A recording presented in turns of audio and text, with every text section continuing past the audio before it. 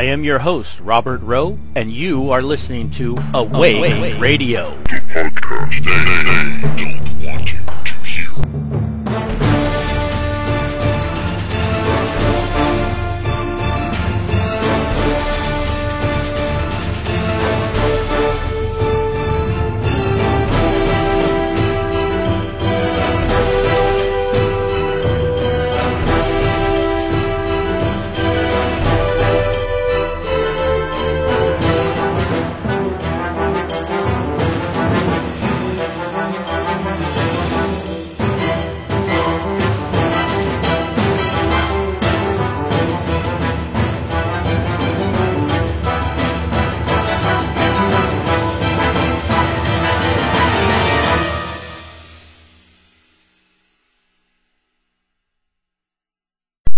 Today is May 5th, 2013. Thank you for listening, and happy Cinco de Mayo, everyone. Today I'm going to discuss a topic that's very near and dear to my heart. That topic is Liberty Villages. The concept of Liberty Villages is a phenomenon which is gaining a national following. People are beginning to realize that the urban lifestyle and the suburban lifestyle, in some cases, is not necessarily what they had envisioned. Land is at a premium. Urban land use regulations are becoming increasingly oppressive. More and more pressure is being put on developers to make cookie-cutter neighborhoods where every house and every plot of land look identical. Zoning regulations repress the individuality of each homeowner, forcing them to conform to certain aesthetics which, though orderly, may not necessarily be appealing. Here's my opinion for the one or two of you who may care.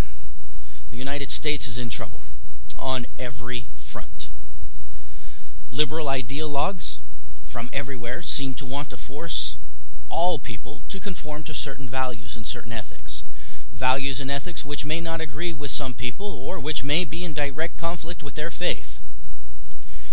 An increasingly deteriorating education system no longer stresses academic excellence but rather mediocrity. No longer is it important for a student to excel in anything. It is merely important that they participate. Gifted students are no longer rewarded for their talents. Instead, they are required to dumb down so as not to hurt the feelings of those less gifted. More and more people are turning to virtual schools as a means to circumvent this outrageous conduct. Political strife throughout America is approaching a fever pitch. Not since before the Civil War has our nation been so polarized as it is now. Federal, state, and local governments are using propaganda and fear to pass laws for your own safety, which basically are thinly veiled attempts to curtail freedom. And if you think this is not so, ask yourself this question. How many times in the last 10 years have your state and local politicians used your fear of prison inmates and fear of your child's safety to get laws passed? How often have you heard the statement, if we don't pass this law, we're going to have to let X number of violent criminals go from our prison systems, and they're all going to come and eat your children? Recently, the United States Congress has passed a law that allows the president to issue an arrest decree, that is not a warrant, for any American citizen. Have that American citizen detained without having been Mirandized, detain that person indefinitely without legal access, and convict that person without a trial. This was, not shockingly, signed into law by President Obama. And the reason behind this law? To protect us from terrorism. Recently, in the Boston City episode that we've had, we saw how the state handled searching for the brother that they were looking for. When they did so, they went from house to house, door to door. They kicked in those doors and they searched every house. Not a single warrant was issued. And what did the people do? They clapped. They said, "Huzzah, huzzah. Thank you, police, for violating all of our rights just so you could find this one guy that they didn't even find. It took somebody to come out of their house to find that person. The police never did. Protect us from terrorism, my ass." President Obama has made it very clear that he is very much opposed to the Constitution and the Bill of Rights. He does not hide this fact, and he does not hide the fact that he is working backdoor channels to force the Constitution and the Bill of Rights to become something that is obsolete in this country. He has publicly declared these things, and he has worked tirelessly to achieve this goal, and in spite of a few setbacks, he is close to achieving them. Energy costs are through the roof. The outrageous price of gasoline is forcing people to cut back on luxury items and things like food. Thermostats are turned down to as low as 60 degrees in the winter and as high as 80 degrees in the summer in an effort to cut down on the heating and air conditioning costs. Food prices, in spite of what the government propaganda tells us, have doubled and tripled in the past 5 years. Unemployment rates, the real unemployment rate, is close to 20%. People are spending less money on discretionary items and more on emergency stores and emergency supplies. Crime has become an increasingly troublesome problem in every major metropolitan area in the country. In fact, Chicago has become the poster child city of crime. The food chain in America that we have become so dependent upon is only one disaster away from complete and catastrophic failure. This failure, if it should happen, will result in the deaths of millions upon millions of people through starvation or through criminal activity. The value of the dollar continues to decrease seemingly exponentially every day. The Chinese are constantly moving against it in order to find increasingly clever ways to remove it as the world reserve currency in favor of, guess what? Their currency, the renminbi. In short, things in America are not looking very good. Our economy is dying. Our politicians are openly and overtly corrupt. The division between the wealthy and the poor is increasing daily. And the social fabric of our society and our citizenry is quickly unraveling. Liberty villages provide a calming and relaxing alternative to urban living. Springing up in remote locations and even in suburban areas all over the country, they are offering people a means to remove themselves from the oppression and repression of the normal way of living in America. Though Liberty villages can differ greatly in their approach to living, they tend to have a few things in common. The main concept of a Liberty village is, well, liberty.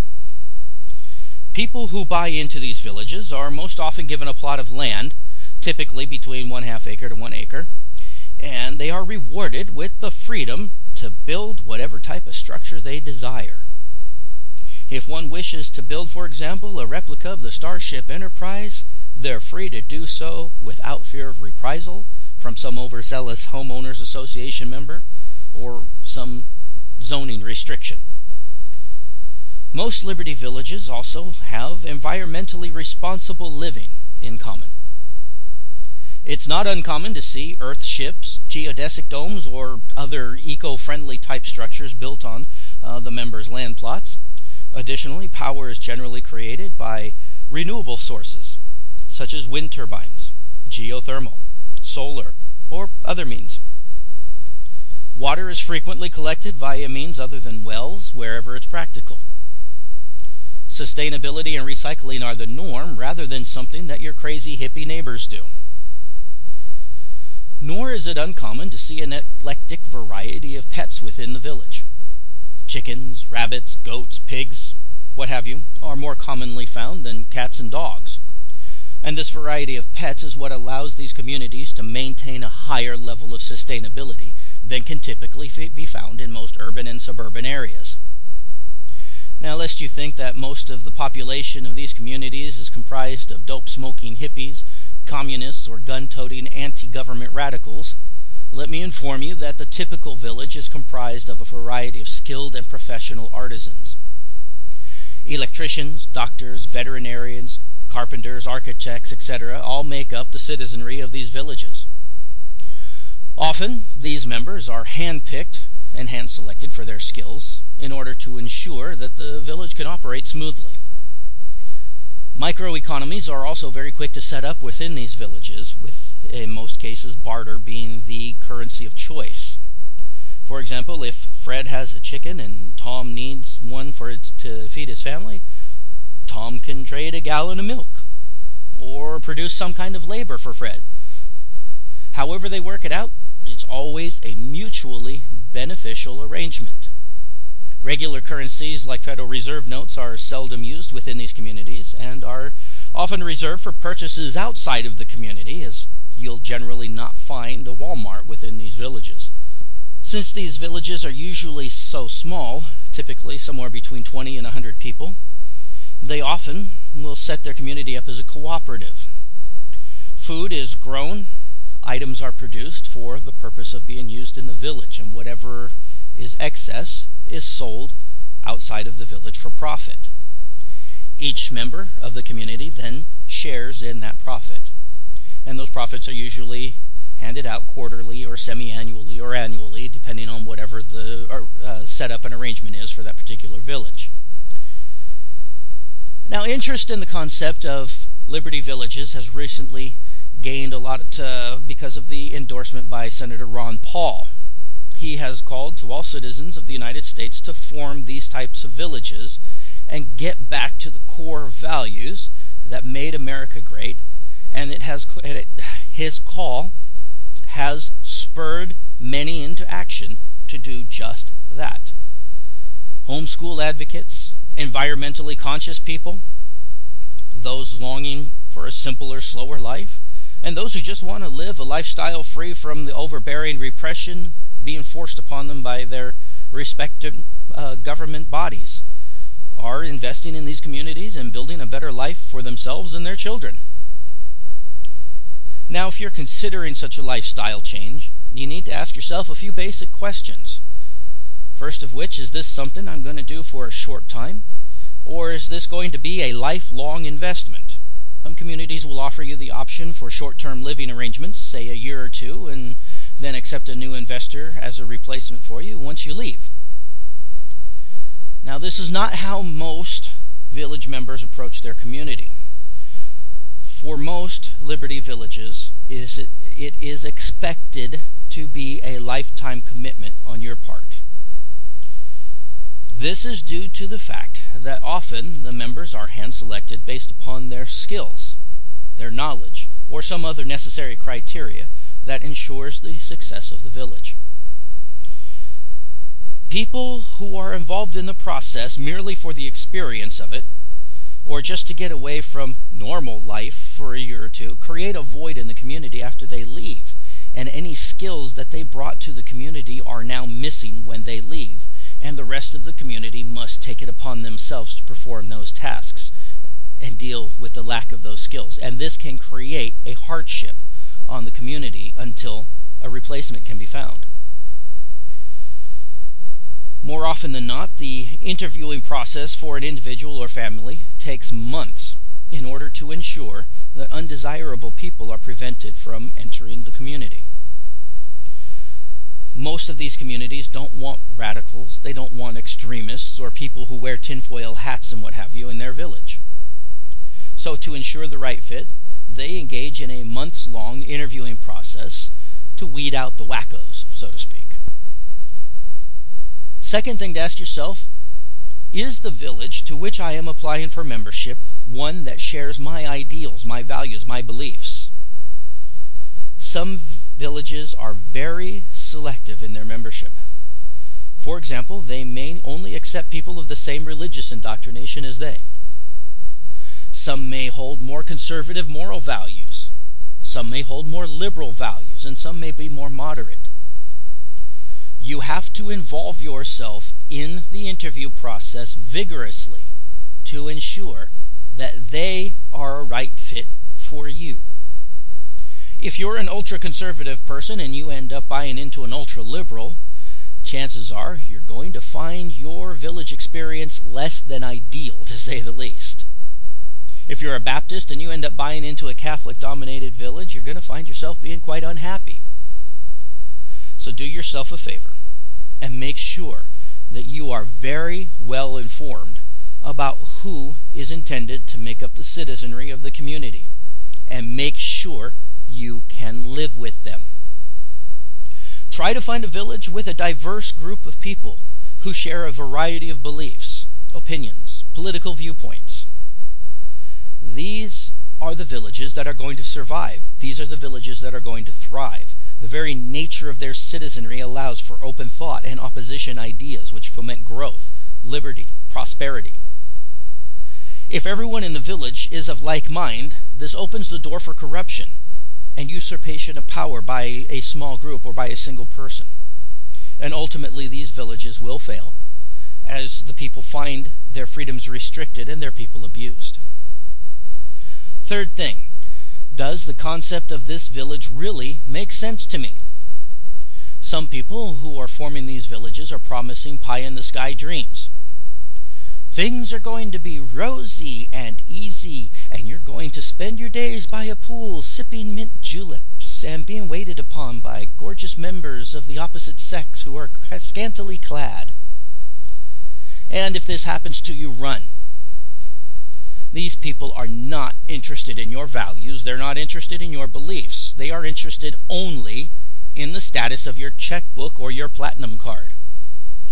The fact is, legitimate villages will not promise you anything other than hard work, followed by more hard work.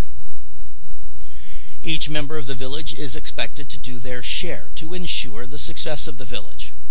Whether that means tending the village mercantile, managing the herds, working land, constructing another building, or whatever, it's going to be a lot of hard work. Life in these villages will be very much like life in the early 1800s America, with the exception that you'll have some modern conveniences. But it is important to remember that every member is essential to the success of the village. Now, an alternative to this type of village is the suburban village. Now, these are typically not much different than a homeowners association or a gated community. They are usually more interested in people who want to live a green lifestyle, and they will usually require you to build a green dwelling of some sort. They will not have a village mentality, so to speak, but rather the environmentally conscious mentality, and that's fine if that's what you're looking for. That's a way of life that also needs supporting. However, most people looking at a Liberty Village as a way of life are interested in a specific set of core values to which they wish to return.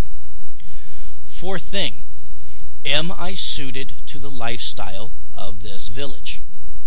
If you are a person who is used to comfortable living, a sedentary life, a 9-to-5 workday, you probably don't want to get involved with a community which is just starting out.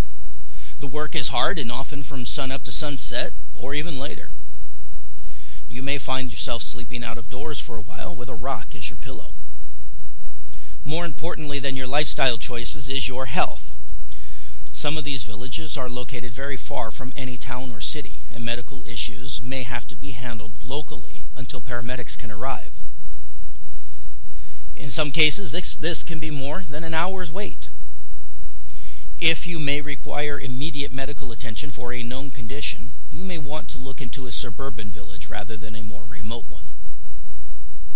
Which brings up another item to consider, and that is your insurance. Many villages will require you to have your own health insurance. This is because most often the land is privately owned. The landowner does not want to incur the expense of your medical emergencies or the resulting increase of his own insurance premiums. Besides, it's just plain rude and uncivilized to make the landowner pay for your medical situations. Fifth thing to consider, can I afford to do it? Can I afford not to do it? This is probably the most crucial set of questions you will need to ask yourself. There will be a financial obligation to just about any village to which you wish to belong. This financial obligation may be a one-time payment. It may be a down payment followed by monthly payments for a certain period of time. Oftentimes, the fee is divided into half cash and half some sort of resource the community may need, say food stores or equipment or ammunition or supplies or livestock or whatever. And it's important that you fully understand your financial obligations to either the landowner or to the community. As to whether or not you can afford not to do it, that's a question only you can answer. Is your current lifestyle making you happy? Are you finding fulfillment in your life? Will your current lifestyle hinder or help your children's future? Is your current lifestyle going to work for you as you age, mature, and change? Now, these are just a few of the questions you need to discuss with your family as you're considering making this change. Most people who start this process will not finish it as they realize they aren't up to the challenge, and that's fine. Village life isn't for everyone. But for those few of you who are willing and able to make the sacrifices and changes necessary to adapt to this lifestyle that Liberty Villages offer, it can be a rewarding and fulfilling experience for you and your family for many, many years and even generations. I'm Robert Rowe. I hope you've enjoyed the show today. If you have any questions or comments on today's episode, you can email me at rrowe@awarenessact.com. That's RROWE @awarenessact.com. Or you can leave me a message on my Awareness Act page, or you can even send me a private message. Thank you, and I hope that you have a great day.